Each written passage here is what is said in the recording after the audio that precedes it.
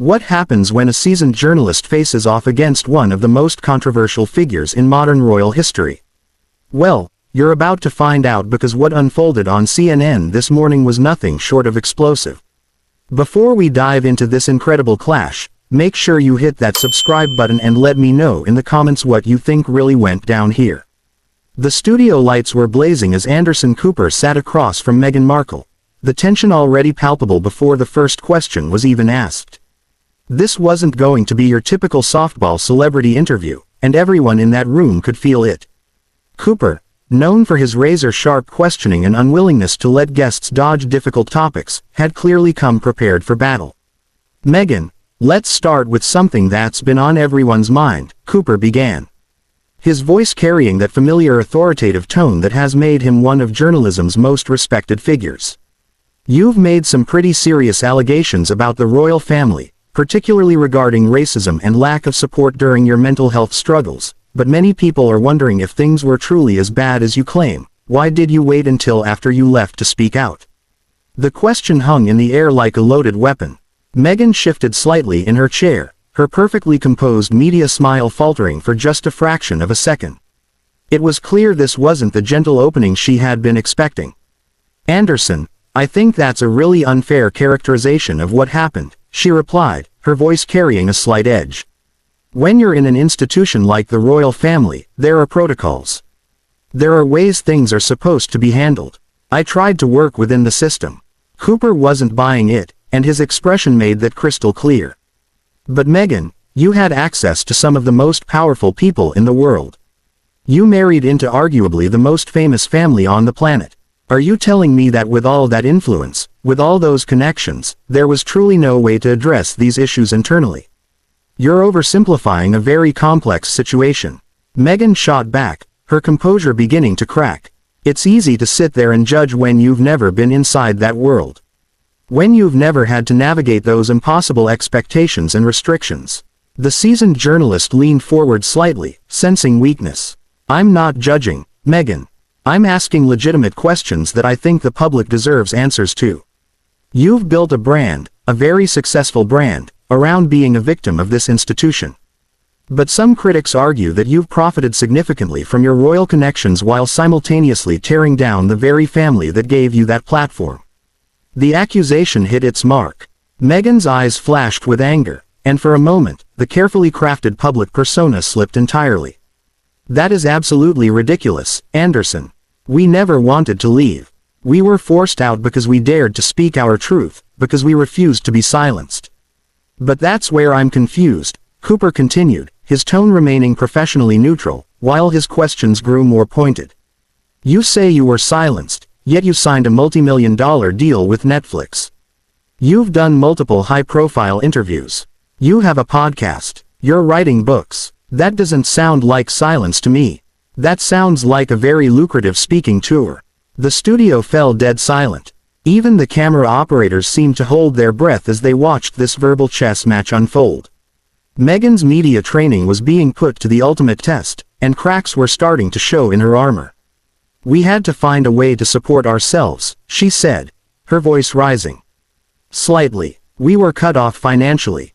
We had security threats. We had a child to protect. What were we supposed to do? Just disappear quietly?" Cooper's response was swift and surgical. "But Meghan, you weren't exactly penniless when you left, were you? You had your own successful acting career, your own wealth accumulated before you ever met Harry, and Harry himself has inherited millions. The idea that you were destitute seems well difficult to believe." The question struck at the heart of one of the most criticized aspects of Meghan and Harry's narrative. The claim of financial hardship had always seemed hollow to many observers.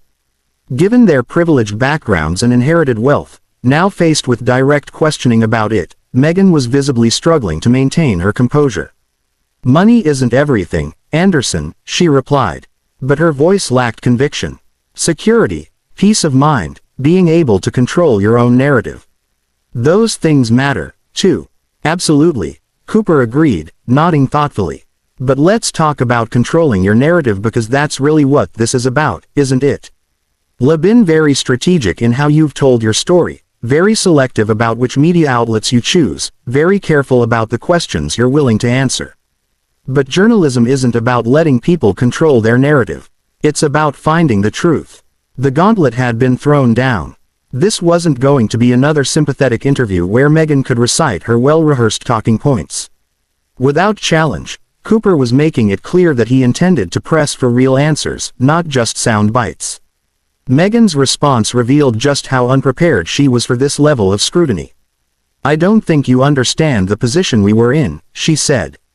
Her voice beginning to take on a defensive tone that would only make her appear less sympathetic to viewers. "We were being attacked constantly. Our privacy was being invaded. Lies were being spread about us in the press." "But Meghan," Cooper interrupted smoothly. "The press coverage wasn't all negative, was it? In fact, many outlets were extremely supportive, particularly in the beginning. The narrative of a biracial American actress bringing diversity and modernity to the royal family was widely celebrated. The negative coverage really only intensified after specific incidents and decisions. Can you acknowledge that?" It was a masterful move by Cooper, forcing Meghan to confront the fact that she hadn't always been the victim of hostile media coverage. The early years of her relationship with Harry had been marked by largely positive press coverage, with many outlets celebrating her as exactly the kind of fresh perspective the monarchy needed.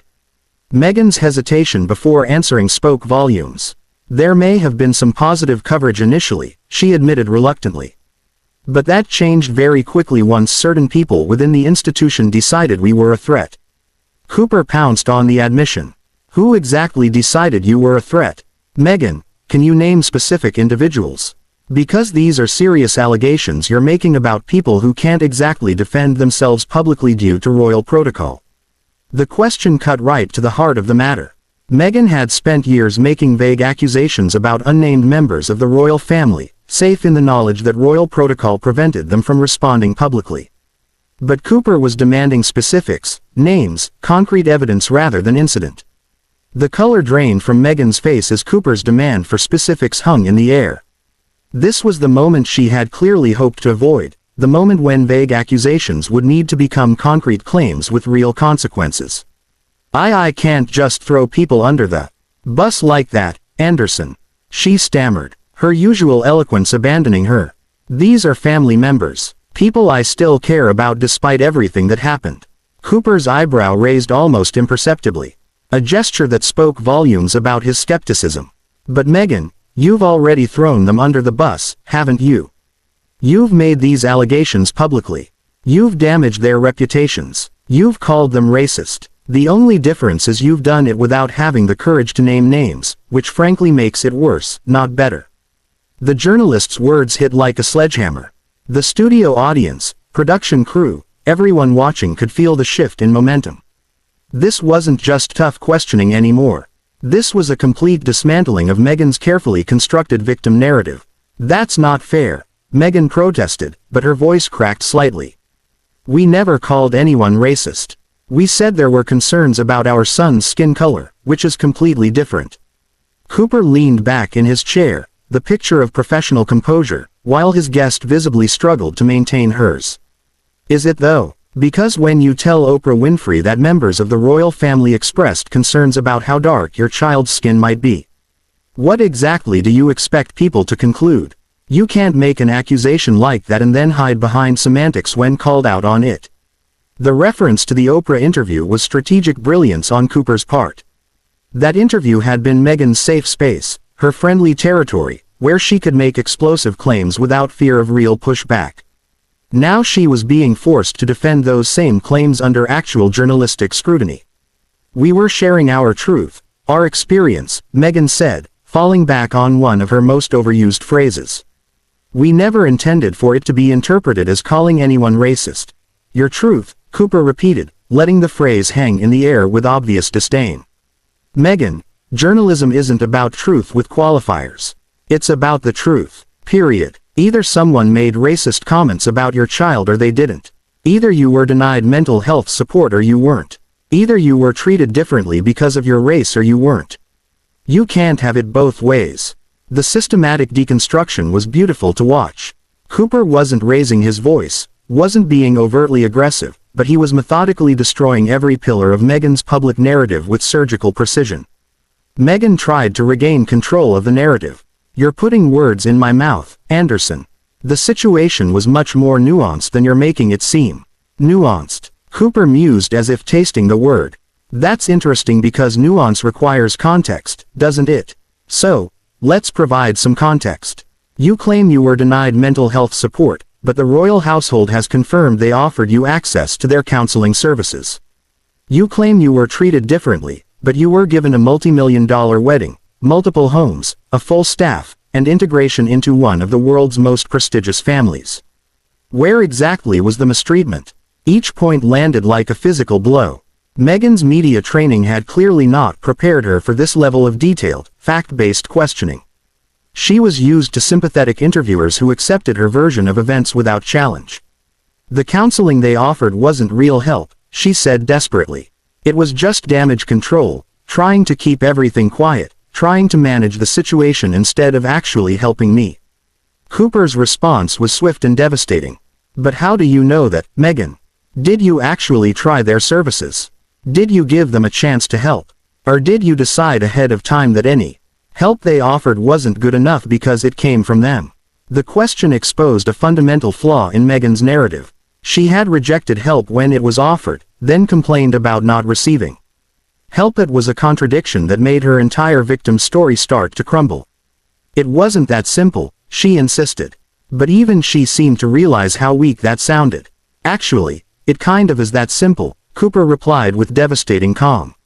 "You either sought help through the proper channels or you didn't.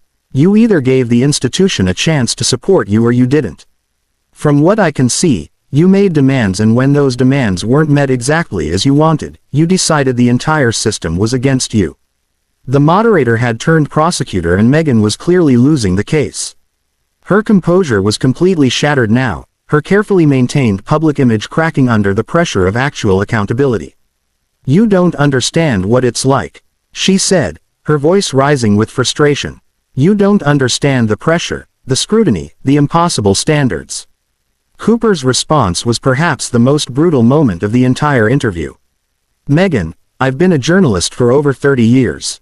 I've covered wars, natural disasters, political scandals, celebrity meltdowns. I've been attacked, threatened, criticized, and scrutinized by some of the most powerful people in the world. The difference is I don't expect sympathy for doing the job I signed up for." The comparison was devastating because it was so obviously true. Cooper had faced genuine danger, real threats, actual consequences for his work. While Meghan was complaining about the pressures of a life of luxury and privilege. "That's completely different," Meghan protested. But everyone could hear how hollow the argument sounded. "Is it?" Cooper challenged. "You chose to marry into the royal family. You knew what that meant. You knew about the media attention, the protocols, the expectations. You made that choice as an adult, and now you want to be treated as a victim because that choice came with responsibilities you didn't want to fulfill." The statement hung in the air like a verdict. Cooper had just articulated what millions of people had been thinking, but few had been willing to say so directly. Meghan had made choices, adult choices, with predictable consequences, and was now demanding sympathy for experiencing those consequences. Meghan's next response revealed just how far she had fallen from her usual composed media persona. "This is exactly the kind of treatment that drove us away," she snapped. "This aggressive questioning, this refusal to accept our perspective, this constant demand that we prove ourselves." Cooper's smile was thin but unmistakable. "Meghan, this isn't aggressive questioning. This is journalism. This is what happens when you make public accusations and then have to defend them with facts instead of feelings. If you can't handle basic follow-up questions about your own statements, maybe you shouldn't be making those statements in the first place." The interview had completely shifted. What had started as Meghan's attempt to control her narrative had become a masterclass in how real journalism holds powerful people accountable. Cooper wasn't just asking questions. He was demonstrating why celebrity culture's acceptance of victim narratives without scrutiny was so dangerous. "I think we're done here," Meghan said, starting to remove her microphone. "Actually, we're not," Cooper replied smoothly. "You agreed to a full interview, and we're going to have a full interview. You don't get to make explosive public accusations and then walk away when someone asks you to back them up with evidence. The power dynamic in the studio had completely reversed. Meghan, who had walked in expecting to deliver her usual rehearsed talking points to a compliant audience, now found herself trapped in her chair facing a journalist who refused to let her escape without accountability. "You can't force me to stay here," Meghan said. But she had already settled back into her seat, clearly realizing that walking out would only make her look worse. "You're absolutely right. I can't force you," Cooper replied with that same maddeningly calm tone. "But if you leave now after making these serious allegations, after building your entire public brand on these claims, what message does that send? That you can dish it out, but you can't take it when someone asks for proof." The trap was perfectly set. Meghan was damned if she stayed and damned if she left. And Cooper had maneuvered her into this position with surgical precision. "Fine," she said through gritted teeth. "What else do you want to know?" Cooper's smile was predatory now. "Let's talk about Harry. You've painted yourself as the victim in all of this. But what about his role? He was born into this family. He understood the rules. He knew what royal duty meant. Did it ever occur to you that maybe the problem wasn't the institution, but the fact that you convinced him to abandon everything he was raised to believe in?" The question was a masterstroke because it attacked the foundation of Meghan's entire narrative. Instead of being the supportive wife helping her husband find happiness, Cooper was suggesting she had been the destructive influence who had torn Harry away from his family and duty. "That is absolutely outrageous," Meghan sputtered. "Harry made his own choices. I never forced him to do anything." "Didn't you though?" Cooper pressed. "You gave him an ultimatum, didn't you? Either he chooses you and your version of how things should be or he loses you. That's manipulation, not love." The accusation hung in the air like a toxic cloud. Cooper was doing something that no interviewer had dared to do before. He was directly challenging Meghan's portrayal of herself as the innocent victim and instead suggesting she had been the architect of the royal family's destruction. "I never gave him an ultimatum," Meghan protested. But her voice lacked conviction. "Really?" Cooper leaned forward, sensing blood in the water. "Because from the outside it looks like you moved to Canada, took his son with you, and essentially forced him to choose between his family and his royal duties or following you. That sounds like an ultimatum to me." Meghan's face flushed red with anger. "We left together. It was a mutual decision, was it, though?"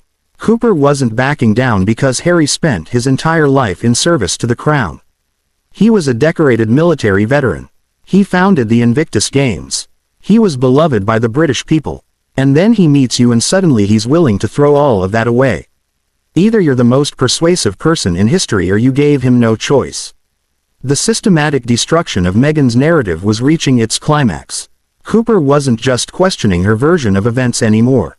He was presenting an entirely different story where she was the villain rather than the victim. "You don't know what you're talking about," Meghan said. But even she seemed to realize how defensive she sounded. "Don't I?" Cooper's voice took on a harder edge. "Let me tell you what I see, Meghan. I see someone who married into the most famous family in the world, enjoyed all the privileges that came with that position. And then when she realized she couldn't change centuries of tradition to suit her personal preferences, she decided to burn it all down and profit from the ashes." The studio fell completely silent. Cooper had just delivered what amounted to a devastating character assassination, and he had done it with such calm professionalism that it was impossible to dismiss as mere opinion. Meghan's response revealed just how completely she had lost control of the situation. "How dare you?" she whispered, her voice shaking with rage. "How dare you sit there and judge me when you don't know anything about what we went through?" "I know what you've told us," Cooper replied evenly. "And I know that your story doesn't add up. I know that you've made serious accusations without providing evidence. I know that you've profited enormously from attacking people who can't defend themselves.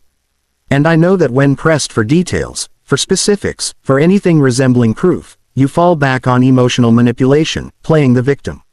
Each accusation landed like a physical blow. Cooper was methodically destroying every aspect of Meghan's public persona, and she had no defense against his relentless logic. "This interview is over," Meghan declared, standing up and yanking off her microphone with such force that it squealed with feedback. But Cooper delivered one final devastating blow. "Running away again, Meghan. Just like you ran away from your family, from your friends, from your acting career, from your royal duties, from your responsibilities. It seems like running away is your solution to everything. Meghan stopped dead in her tracks, her back still to the camera. For a moment, it seemed like she might turn around and continue the fight, but instead she simply walked off the set, her heels clicking against the studio floor in the deafening silence. Cooper turned to face the camera directly, his expression serious but satisfied. Ladies and gentlemen, what you just witnessed was what happens when celebrity culture meets actual journalism, when feelings and narratives meet facts and evidence. This is why we don't simply accept what public figures tell us at face value.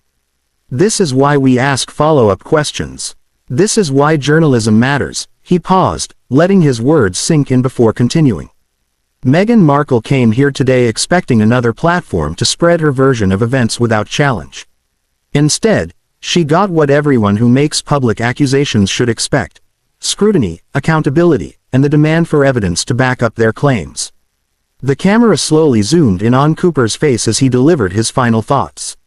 The royal family, bound by protocol and tradition, cannot defend themselves publicly against these attacks.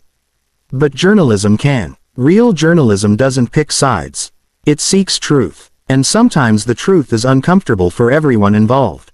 Cooper looked directly into the camera with the intensity that had made him one of the most respected journalists of his generation. Public figures, celebrities, politicians, they all want to control their narrative. They want to tell their story their way with no difficult questions, no challenges to their version of events. But that's not how democracy works. That's not how truth works. And that's certainly not how journalism works. The final shot lingered on Cooper's face as he concluded, "What happened here today should happen more often, not just to Meghan Markle, but to every public figure who expects us to simply accept their word without question." The moment we stop asking difficult questions is the moment we stop being journalists and become publicists. Become publicists too black, leaving viewers with the unmistakable impression that they had just witnessed something extraordinary. Cooper had done what many had wanted to see for years. He had held Meghan Markle accountable for her words and actions, and she had completely crumbled under the pressure. So, what did you think of Anderson Cooper's masterful takedown? Did Meghan deserve this level of scrutiny, or did Cooper go too far? Let me know in the comments below.